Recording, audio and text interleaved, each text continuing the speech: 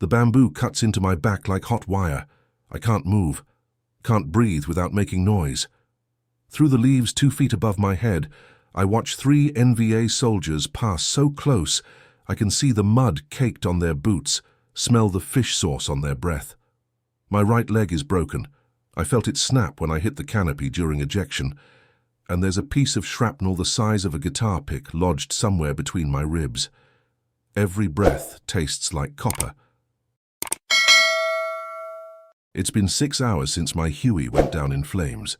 6 hours since I watched my co-pilot Danny Rodriguez burn alive, strapped in his seat, screaming my name. 6 hours since I realized I was 80 miles behind enemy lines with nothing but a survival knife, a broken radio, and a secret that every military meteorologist told me was suicide to attempt. The NVA are hunting me. I can hear their dogs in the distance, getting closer. The jungle is 102 degrees with 90% humidity, and I'm losing blood fast. My father taught me to read weather patterns growing up in Oregon, how storms move, how pressure systems behave, how nature has rhythms you can predict if you know what to look for. The brass called it superstition. My instructor at Fort Rucker said I'd get myself killed relying on folklore and luck. But here's what they didn't know. What I figured out during 8 months flying medevac missions through monsoon season. The Vietnamese jungle has a pulse, a pattern, and if you can read it, if you can time your movements with the rain cycles and use the enemy's own radio chatter to triangulate their positions, you can become a ghost. I have 41 hours to walk 80 miles through the most hostile territory in Southeast Asia. 41 hours before my survival window closes, and command writes me off as KIA. The soldiers are 20 feet away now. One of them lights a cigarette. I can see the match flare through the leaves. My broken leg is screaming. The shrapnel in my ribs shifts every time my heart beats. And I'm about to do something so insane, so against every rule of escape and evasion they taught us at SEER school, that it shouldn't work. But I've been watching the clouds for the last 10 minutes, feeling the air pressure change, smelling the ozone building in the atmosphere. In exactly 7 minutes, the afternoon monsoon is going to hit this valley like a hammer.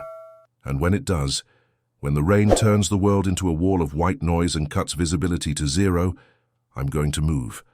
Not away from the enemy, toward them, through them, because the only way out is straight through the heart of their staging area, and the only time they won't see me is when nature itself provides cover. They taught us to hide, to wait for rescue, to avoid contact at all costs. I'm about to do the opposite. The first drops start to fall. Heavy, the size of grapes. The soldiers look up, curse in Vietnamese, start moving toward shelter. My hand closes around my survival knife. This is either the smartest thing I've ever done or the last mistake I'll ever make. If my story resonates with you, please hit the like button to bring a little light to this father's heart. Subscribe to the channel so you don't miss my upcoming life stories, and tell me in the comments where you're watching this video from and what time it is there right now. It makes me so happy to know what corner of the country or world you're listening from. Let me take you back to how this started. My name is Marcus Chen, and in February 1972, I was a 24-year-old warrant officer flying UH-1 Hueys out of Camp Evans in I Corps, South Vietnam. I wasn't supposed to be a pilot. My father was a meteorologist, worked for the National Weather Service in Portland, Oregon. Growing up, he taught me to read clouds the way other kids learn to read books. High cirrus formations meant weather changes in 24 hours. Cumulus building before noon meant afternoon thunderstorms. The smell of ozone meant lightning within minutes.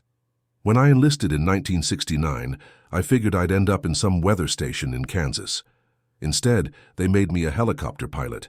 Turned out flying through monsoons requires the same skill as predicting them. By February 72, I'd completed 847 combat missions. I'd pulled wounded Marines from hot LZs, inserted LRRP teams into Indian country, and flown through weather that grounded everyone else. My call sign was Storm, not because I was aggressive, but because I flew when storms came. When other pilots grounded, I launched. Command loved it. My crew chief, Rodriguez, hated it. He was right to. On February 18, 1972, at 14:27 hours, we were 3 minutes from completing a supply run to Fire Support Base Ripcord when an NVA-12, 7mm machine gun opened up from a camouflaged position we never saw. The first rounds shredded our tail rotor. The second burst hit our fuel tank. Rodriguez died in the fire before we even hit the trees. I ejected at 200 feet, broke my femur on the canopy, and landed in a bamboo thicket 80 miles north of the DMZ, deeper in North Vietnamese territory than any American pilot had survived. When I checked my survival radio, it was dead, smashed in the landing. I had no communication, no rescue, no hope. Except for one thing, the afternoon monsoon was building. I could feel it. I was born in Portland in 1948, the year of the Great Columbia River flood. My father always said I came into the world during a storm, so storms would follow me my whole life. He worked for the National Weather Service, tracking pressure systems, precipitation patterns, temperature gradients. While other kids played baseball, he took me to weather stations, taught me to launch balloon sondes, showed me how to read synoptic charts. I could predict rain 3 days out before I could do long division. My mother thought it was useless knowledge. "Nobody makes a living staring at clouds, Thomas," she'd say, using my middle name like she did when she was worried about me. She was Chinese-American, first generation, and she wanted me to be a doctor or engineer, something practical, something safe. When I enlisted in 1969, she cried for 3 days. I promised her I'd come home. I promised I'd stay safe. Now I was lying in Vietnamese jungle, bleeding, broken, 80 miles from friendly lines, and that promise felt like the cruelest lie I'd ever told. The NVA patrol moved past me as the rain started. Heavy, violent, the way it only rains in the tropics. Visibility dropped to 10 feet in seconds. I waited 2 minutes after they disappeared, then I moved. Every combat survival course teaches the same doctrine. When you're behind enemy lines, you hide. You wait. You let rescue come to you. You never, ever move toward enemy positions. But I'd spent 8 months flying over this jungle, studying it, learning its rhythms. I knew something the textbooks didn't. During monsoon rain, the NVA pulled back to their bunkers. They didn't patrol in zero visibility. They didn't expect anyone to move in it. The rain was a weapon if you knew how to use it. I crawled through the mud on my stomach, dragging my broken leg, using the sound of the downpour to mask my movement. Every yard was agony. The shrapnel in my ribs ground against bone with each movement. But I made 300 yards in the first hour, 300 yards deeper into enemy territory, 300 yards closer to a trail junction I'd flown over 100 times, a junction where multiple NVA communication units operated. I needed their radios, not to call for help, to listen. The rain stopped after 40 minutes, the way it always did. The jungle steamed. I found a bomb crater, American ordnance probably from a B-52 strike weeks earlier, and slid into it. The water at the bottom was brown and thick with decomposition, but it hid me. I had maybe 10 minutes before the next NVA patrol. I needed to move before then, but my leg was screaming. The bone had torn through muscle and I could feel it grinding with every movement. I'd lost a lot of blood. My flight suit was soaked with it. I was starting to shake, not from fear, though I was terrified, but from shock. My body was starting to shut down. I forced myself to think about Rodriguez, about the sound he made when the fuel ignited, about how he'd trusted me to get us home. I thought about my mother in Portland, how she'd get the telegram, how she'd been right about everything. I thought about my ex-girlfriend, Sarah, who'd broken up with me before my deployment because she couldn't handle the fear. "You're going to die over there, Marcus," she'd said, "and I can't watch it happen." She was almost right. But here's the thing about fear. You can use it, channel it. In SEER school, they taught us that panic kills, but controlled fear keeps you sharp. I used it. I counted my assets: 1 survival knife, 1 smoke grenade, 1 signal mirror, 1 first aid kit with morphine I hadn't used because I needed to stay alert. And knowledge. I knew the monsoon patterns. I knew that in exactly 3 hours and 20 minutes, the evening storm would hit, bigger than the afternoon cell. I knew the NVA moved their units at dusk, before the rain came, and I knew that if I could intercept their radio communications, I could map their positions, find the gaps in their coverage, and move through those gaps like water through cracks. It was insane. It was impossible. It was my only chance. I heard voices. Vietnamese. Close. I sank deeper into the crater water, leaving only my nose and eyes above the surface. 3 soldiers appeared at the crater rim. They were young, maybe 18, 19. They lit cigarettes, laughed about something. One of them looked directly at me. For 3 seconds that felt like 3 hours our eyes met. The water was dark, my face was covered in mud. He looked away, said something to his friends, and they moved on. I didn't breathe for another minute. When I finally surfaced, gasping, I realized something. I'd been behind enemy lines for 7 hours. I had 34 hours left. The trail junction was 2 miles east. I knew this because I'd flown over it on February 12th, 6 days before I got shot down. We'd taken fire from that exact position, a cluster of bunkers hidden under triple canopy jungle, impossible to see from the air, but obvious once you knew the terrain features.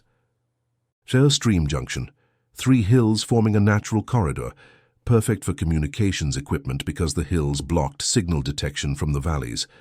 I'd marked it on my tactical map, noted it in my after-action report. Command had said they'd hit it with artillery. They hadn't. Or if they had, the NVA rebuilt fast. I could hear the generators running from half a mile away, the distinctive chug of Soviet-made field generators, the kind that powered their radio equipment. I crawled toward it. Not the direct route. That would take me through their security perimeter. Instead, I moved along a ridgeline, using the dense undergrowth, timing my movement with the wind. When the breeze picked up, I moved. When it died, I froze. It took me 3 hours to cover a mile. By the time I reached a position overlooking their camp, it was nearly dusk. The evening monsoon was building. I could smell it in the air, see the clouds stacking up in the west, feel the pressure dropping. The NVA camp was bigger than I expected, maybe 40 soldiers, 3 radio trucks, multiple bunker positions. They were cooking dinner. I could smell rice and fish, could see the cooking fires. They felt safe here, deep in their own territory, surrounded by their own troops. They had no reason to fear anything. I had no reason to attack. But I didn't need to attack. I needed to listen. Each radio truck had an antenna array. Different frequencies for different purposes. Command and control on one frequency, artillery spotting on another, troop movements on a third. If I could get close enough to hear their transmissions, I could build a picture of where their units were, where they were moving, where the gaps existed. There was just one problem. The trucks were in the center of their camp, surrounded by soldiers, protected by sentries. Getting close enough to hear would require me to be inside their perimeter.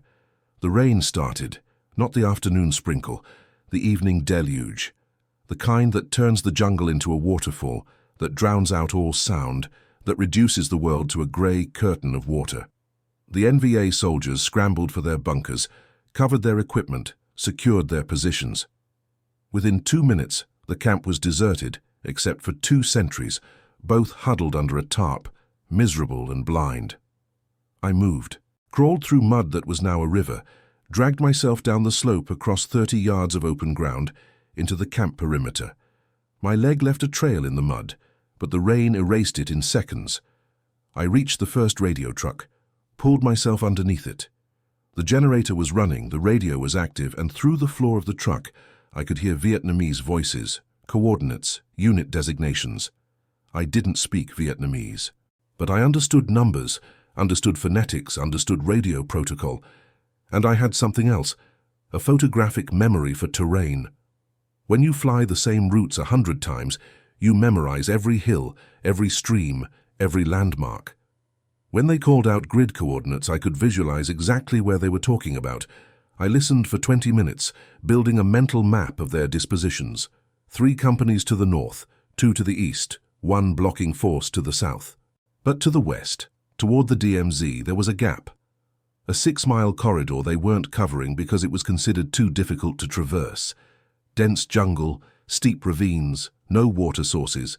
No one in their right mind would try to escape that way, which meant it was exactly where I needed to go. The rain stopped. I had maybe 2 minutes before the soldiers emerged from their bunkers. I crawled out from under the truck, started moving toward the perimeter. A voice shouted behind me. I didn't look back, just moved faster, crawling, pulling myself forward with my arms, my broken leg dragging behind me. A second voice. Closer. They'd seen the mud trail. They knew someone had been in their camp. I reached the tree line as the first shots rang out. Random, spraying, they couldn't see me, but they knew I was there. I rolled into a ravine, tumbled 15 feet down a slope, landed in another stream. The water was cold and fast, and it carried me 50 yards before I could grab onto something and pull myself out. I could hear them behind me, shouting, organizing, starting to search. But they were searching the wrong direction. They assumed I'd run north or east.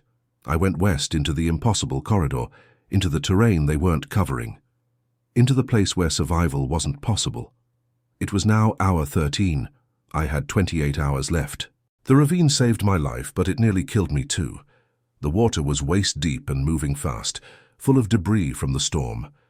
I couldn't walk, my leg wouldn't support any weight, so I floated, using my arms to steer, letting the current carry me west. I went maybe 2 miles in 30 minutes before the ravine narrowed and the water became too shallow. I pulled myself onto a muddy bank and lay there, gasping, shaking uncontrollably now. The shrapnel in my ribs had shifted. I could feel it with each breath, a sharp stabbing that made me want to scream. But screaming would bring them. I could still hear them searching, voices echoing through the jungle, flashlights cutting through the darkness. They were systematic about it. Disciplined. They knew an American pilot was in the area. They'd probably found my parachute by now, maybe pieces of the helicopter, and they knew I couldn't have gotten far with my injuries. They were right. I hadn't gotten far. But I'd gotten farther than they thought possible, and I'd gone in the direction they weren't expecting. That was my only advantage, that and the weather. I checked the sky. The clouds were breaking up, stars appearing between the gaps. That meant the overnight period would be clear, no rain cover. But it also meant by dawn, another system would build. I could time my movement with it, move during the rain, hide during the clear periods, use nature as my ally. But first I needed to deal with my leg. I couldn't keep crawling, I needed to splint it, stabilize it somehow. I used my survival knife to cut bamboo, 3 straight pieces about 2 feet long. I tore strips from my flight suit, used them to bind the bamboo to my leg. The pain when I tightened the bindings was so intense I actually blacked out for a few seconds. When I came to, I was face down in the mud, my own vomit next to my head. But the leg was stable. Sort of. I could put some weight on it if I used a makeshift crutch, a thick branch I fashioned into a walking stick. I tested it, took 3 steps, fell, tried again, made it 5 steps this time. By the 20th attempt, I could manage maybe 50 yards before I had to rest. It would have to be enough, because waiting here meant dying here. The NVA would expand their search at dawn. They'd bring more troops, maybe dogs, definitely trackers. My only chance was to move during darkness, put as much distance between us as possible, and then hide during daylight tomorrow. I looked at my watch. 2,300 hours. 5 hours until dawn. In those 5 hours, I needed to cover at least 5 miles, get across at least one more ridgeline, find a hide position that could conceal me for the entire day tomorrow. 5 miles on a broken leg through dense jungle in total darkness. Impossible. But I'd already done impossible things today. I'd survived a helicopter crash. I'd evaded immediate capture. I'd infiltrated an enemy camp and stolen their intelligence. I'd escaped through a river during a firefight. What was 5 more miles? Everything. 5 miles was everything. I started moving. The jungle at night is a different world. Every sound is amplified. Every shadow moves. I heard tigers, or thought I did. Heard snakes sliding through underbrush. Heard things I couldn't identify and didn't want to. The pain in my leg became my entire universe. Not sharp anymore, just a constant grinding pressure that eclipsed everything else. I couldn't think about Portland, couldn't think about my mother, or Rodriguez, or Sarah, or anything except the next step. Just one more step. Then one more. Then one more. I fell 17 times in the first hour, lost my makeshift crutch twice and had to carve new ones, tore open the wound in my leg when I slipped on wet roots and the bamboo splint shifted. I was leaving a blood trail now, I knew it, but I couldn't stop the bleeding and move at the same time. So I moved, because stopping meant dying. At hour 19, I reached the ridgeline. It took me 3 hours to climb 300 vertical feet. At the top, I looked back. I could see lights in the valley below. Flashlights. Lots of them. A full search party, moving slowly, methodically, coming toward me. They'd found my blood trail. I had maybe an hour before they reached this position, and I was done. Completely empty. I couldn't take another step. My leg had given out completely. The makeshift splint had shattered. My body was shutting down from blood loss and shock and exhaustion. This was it. This was where it ended. Then I felt it. The wind shifting. Coming from the west now, carrying moisture, carrying the smell of rain. I looked up. Even in the darkness, I could see the clouds building, could see the stars disappearing. Another storm system, moving in fast. Maybe 30 minutes away. If I could just hold on for 30 more minutes, the rain would wash away my blood trail, would stop their advance, would give me a few more hours. I crawled to a hollow beneath a fallen tree, pulled vegetation over myself, and waited. The NVA patrol reached the ridgeline 20 minutes later. I could hear them clearly. 7 or 8 soldiers talking, their commander giving orders. They were 20 feet away. I could see their boot prints in the mud after they passed. They were following my blood trail. It led straight to my position. Then the rain came, not gradual, not building. All at once, like someone had opened a faucet in the sky. Within seconds, the world turned white. I heard the patrol leader shouting orders, heard them retreating back down the slope, seeking shelter. The rain hammered down for 2 hours. When it finally stopped, it was 0400 hours. Hour 22, 19 hours left. And I was still alive. Dawn came with mist, thick grey reducing visibility to maybe 30 feet. It was perfect. I'd made it 7 miles from the crash site, 5 miles from the NVA camp, and I was now in the western corridor, the gap in their coverage I'd identified from the radio intelligence. But I couldn't move during daylight, not with the blood trail, not with my condition. I needed to hole up until nightfall, then make the final push toward friendly lines.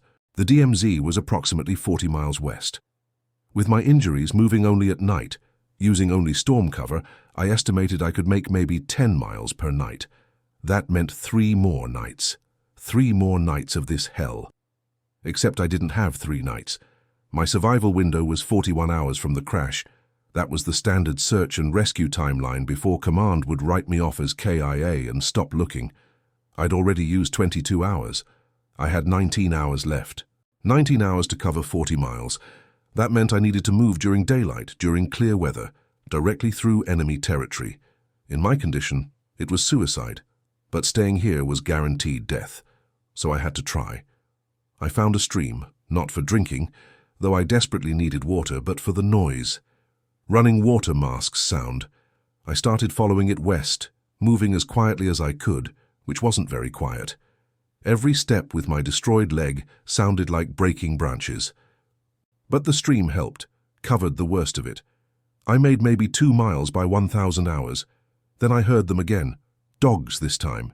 The distinctive baying of tracking dogs. They'd brought in a special unit, probably from Hanoi. These weren't regular infantry. These were hunters. And they were close. I had maybe 10 minutes. The stream was my salvation again. I waded into it, moved downstream for a 1/4 mile, climbed out on a rock face that wouldn't hold scent, and scrambled up into a cluster of boulders. From there, I had a view of the stream below. The dogs arrived 15 minutes later, 6 of them, with handlers and a full platoon of NVA infantry.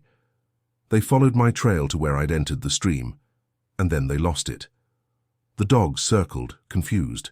The handlers tried both directions, upstream and downstream, but I'd gone far enough that they couldn't pick up the scent again.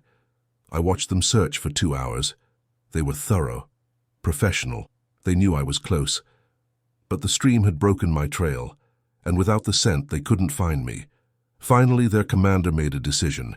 He split his force, half upstream, half downstream. They'd search in both directions, establish blocking positions, and trap me between them. It was a good plan. It would have worked. Except I wasn't in the stream anymore. I was above them in the rocks, and as soon as they moved out of sight, I started moving again. Not west, south, parallel to the stream but on higher ground. It was counterintuitive. South took me slightly away from the DMZ, but it took me away from their blocking positions. I'd circle back to west after I cleared their search area. By 1400 hours, I'd made another 3 miles. I was at hour 28. 13 hours left, and I'd just run out of water. The last of my canteen had gone dry an hour ago. The heat was brutal, maybe 105 degrees in the jungle, and I was dehydrating fast. I needed to find water, but every stream, every source would be watched now.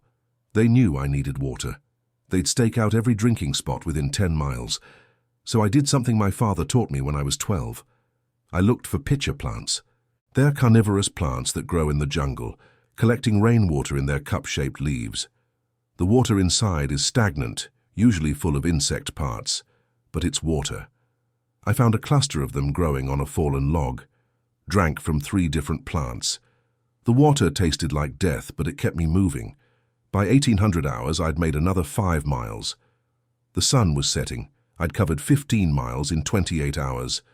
I was halfway to the DMZ, but I was also completely broken. The shrapnel wound in my ribs was infected.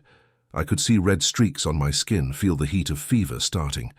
My leg was beyond pain now, just numb. And I was hallucinating. I saw Rodriguez twice. Saw him standing in the jungle, his flight suit still smoking, asking me why I didn't save him. Saw my mother standing by the stream, shaking her head, crying. Saw Sarah on the trail ahead of me, walking away, always just out of reach. I knew they weren't real, but they felt real. That's when I knew I was dying. Not from the wounds, from sepsis. The infection was in my bloodstream now. Even if I reached friendly lines, even if I got rescued, I might not survive. But I'd promised my mother I'd come home.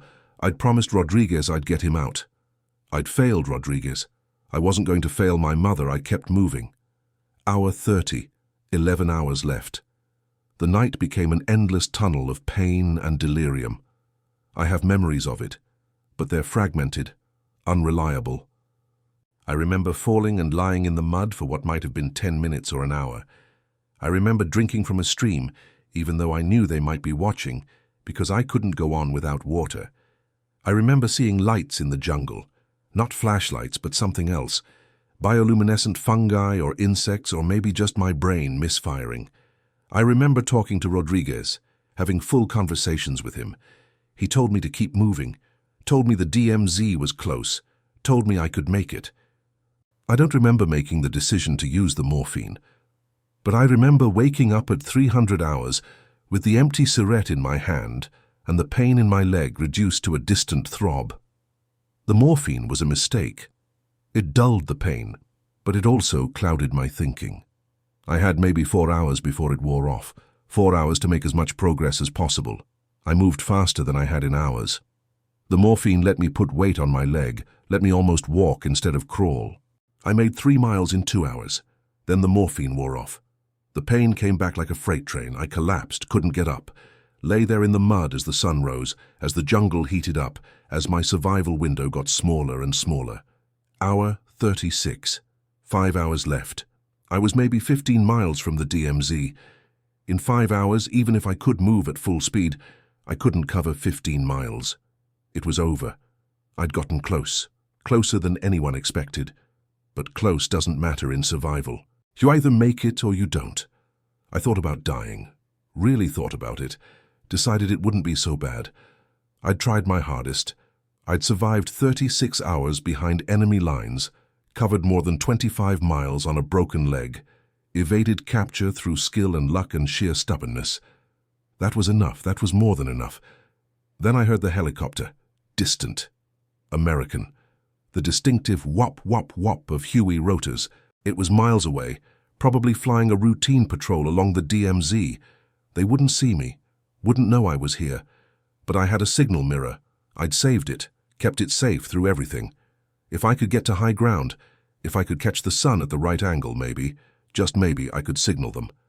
The nearest high ground was a ridgeline maybe 300 yards away, uphill, through dense jungle, on a destroyed leg, with no morphine left. I started crawling. I didn't think about the distance, didn't think about the pain, Didn't think about anything except moving, one hand forward, pull, other hand forward, pull, drag the leg, ignore the grinding, ignore the blood, ignore everything except the next movement. It took me 45 minutes to cover 300 yards. The helicopter sound was fading. They were moving away. I reached the ridgeline, pulled myself up onto a rock outcropping. The sun was at the right angle. I had maybe 30 seconds. I pulled out the signal mirror. My hands were shaking so badly I could barely hold it. I caught the sun, aimed toward where I'd heard the helicopter, flashed 3 times. The international distress signal. Nothing. The helicopter kept moving away. I flashed again, 3 flashes. Pause. 3 flashes. Please. Please see me. The helicopter turned, started coming back. They'd seen it. Oh God, they'd seen it. I kept flashing. 3 flashes. Over and over, leading them to my position. The helicopter came closer. I could see it now, maybe 2 miles away. Then I heard something else behind me. Vietnamese voices, shouting. They'd seen the mirror flashes too. They were coming. The helicopter was 2 minutes away. The NVA patrol was maybe 1 minute away. I was about to become the focal point of a very messy rescue attempt or a very public execution. The Huey came in fast, door gunners already firing. I heard the M60s open up, saw tracers streaming past my position. The NVA returned fire. I heard rounds cracking past my head, saw dirt kick up around me. The helicopter couldn't land, too much fire, too unstable. But a penetrator came down on the rescue hoist, a small metal seat used for jungle rescues. I grabbed it, held on. The helicopter lifted. I was dangling 30 feet below it, spinning, exposed, as rounds snapped past me. We cleared the tree line at maybe 40 feet, banking hard, the door gunners still firing. I looked down and saw them, maybe 20 NVA soldiers all firing up at us. I saw one throw a grenade, saw it arc up, fall short. Then we were moving, fast, west, toward friendly lines, toward safety, toward home. I'd been behind enemy lines for 40 hours and 17 minutes, 43 minutes inside my survival window. I'd covered approximately 27 miles on a broken leg. I'd evaded capture, infiltrated an enemy position, used weather and terrain as weapons, and survived. I passed out before we reached the base. Woke up 3 days later in a hospital in Da Nang. Looking back now, 35 years later, I realize what that experience taught me. Survival isn't about being the strongest or the fastest or even the luckiest. It's about understanding the environment, using what you know, adapting when plans fail. My father's lessons about weather patterns saved my life. Not military training, not physical conditioning. Weather patterns. The brass never understood that. After I recovered, they wanted me to go through formal debriefs, wanted to understand my escape and evasion tactics. I tried to explain about the monsoon timing, about reading the clouds, about using enemy radio traffic to map positions. They nodded politely and wrote down exemplary survival skills in their reports. They didn't get it. But I learned something else during those 41 hours. I learned that the line between life and death is thinner than anyone wants to admit. I made it because I had the right knowledge at the right time. Rodriguez didn't make it because he was strapped in when the fuel ignited, and I wasn't. That's all. No cosmic justice, no grand plan. Just chance and timing and a little bit of knowledge about weather patterns. I kept my promise to my mother. I came home. But Rodriguez didn't. And there's no reconciling that. I finished my tour, flew another 6 months of missions, never got shot down again, came home in September 1972, married Sarah, we got back together, and became a commercial pilot. Flew for United for 30 years. My son is a meteorologist now, just like my father. Works for NOAA, tracks hurricanes. I taught him everything my father taught me. How to read the clouds, how to predict the rain, how to understand that nature has rhythms and patterns, and if you can learn them, if you respect them, they can save your life. I think about Rodriguez every day. Wonder what he would have done with those 30 extra years I got. Wonder if he had kids, what they would have been like. I visit his family once a year in Texas, tell them stories about their dad, about how brave he was, about how he died instantly and didn't suffer. I don't tell them I heard him screaming. Some truths don't help anyone. This is the first time I've told anyone the full story of those 41 hours. My son asked me to record it, said it should be preserved. Maybe he's right. Maybe someone out there needs to hear it, not for the tactics or the survival skills, but for the simple truth. Sometimes you survive not because you're special, but because you paid attention when your father taught you to read the weather. And sometimes that's enough to bring you home.